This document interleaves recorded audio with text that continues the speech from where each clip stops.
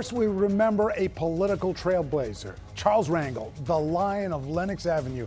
Longtime congressman from Harlem has died at the age of 94. We are looking back at his lifetime of public service and how he helped reshape modern politics. Good afternoon, I'm David Navarro. And I'm Liz Joe. And Charlie Rangel was a staple in U.S. politics, serving for nearly half a century in Congress and becoming New York City's leading black political figure. And today the tributes and remembrances have been pouring in from across New York City and the entire country.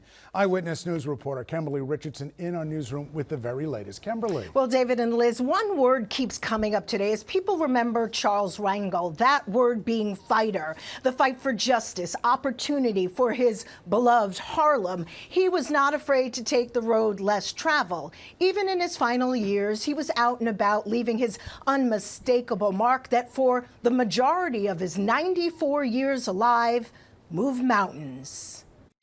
In the political arena, Congressman Charles Rangel was a heavyweight. For nearly half his life, his family says tirelessly fought for everything from affordable housing to urban revitalization, fair tax policies, and equal opportunities for all Americans. He never stopped fighting. He never stopped being part of his community. He left the world a lot better place than when he entered it. Born Charles Bernard Rangel on June 11, 1930, he was a proud Harlem native and from there made his mark on the country. Rangel dropped out of high school, would later serve in the Korean War, where he was awarded a Purple Heart and Bronze Star. Once back home, Rangel graduated from NYU and got his law degree from St. John's University. That set in motion his storied political career, serving 46 years in the House of Representatives. In 1971, Rangel defeated another Harlem powerhouse, Adam Clayton Powell Jr. Being a first was simply in his DNA.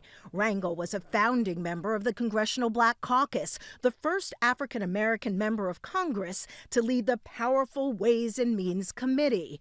But in 2010, he was found guilty of violating House ethics rules and was eventually censured. Even with the scandal hanging over his head, 1 month earlier, constituents stood by his side, re-electing him. Rangel was part of an elite group of Harlem politicians known as the Gang of Four: David Dinkins, Percy Sutton, and former Governor David Patterson's father. The same issues that he addressed in those days are now being torn down in these days. And that's what I think is the only sad thing about his passing, is we could have continued to use his voice and his strength toward equal opportunity in this country. A reputation for reaching across the aisle and getting things done. Among his colleagues, Rangel was known as one of the hardest working lawmakers. We were in different parties, but we were good friends.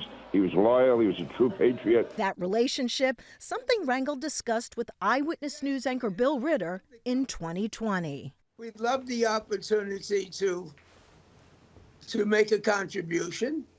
And I really think, as the late, great John Lewis said, we'd love to make trouble, good trouble.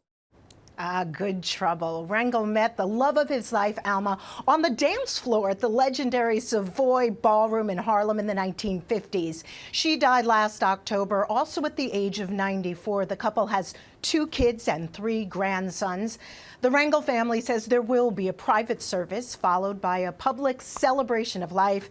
They plan to share details in the next few days. David and Liz. Thank you, Kimberly. Well, the legacy of this political dynamo is already being celebrated by those who knew him personally, including the granddaughter of another member of the Gang of Four. Percy Sutton's granddaughter praised Rangel's work to, among other things, save the famed Apollo. After it was bankrupt for a very long time and putting energy into creating that cultural mecca back. He was just so generous and so supportive of my entire family, even after my grandfather passed. And so I would just remember his laugh, honestly, his laugh just would light up the entire room. Rangel also nurtured the next generation of leaders. Jennifer Jones Austin says she worked with him on the Empowerment Zone initiative when he was still in Congress. And I just remember he didn't have to, but he did. He saw in me a desire.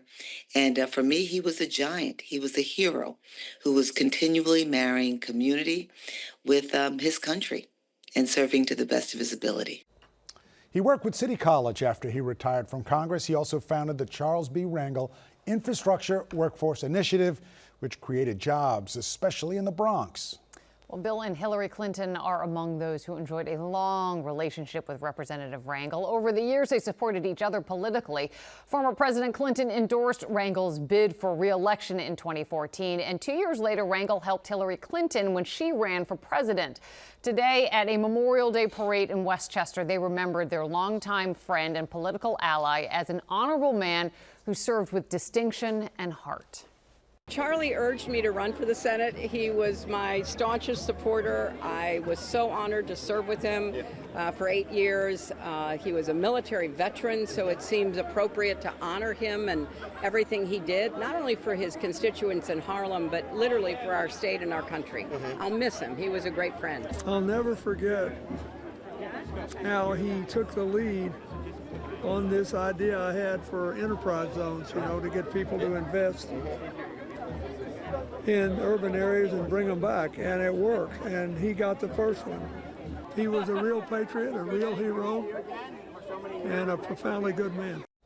Well, former President Clinton also said he would not have had an office in Harlem if it weren't for Rangel, who found and secured the space on 125th Street in less than a day. We'll continue.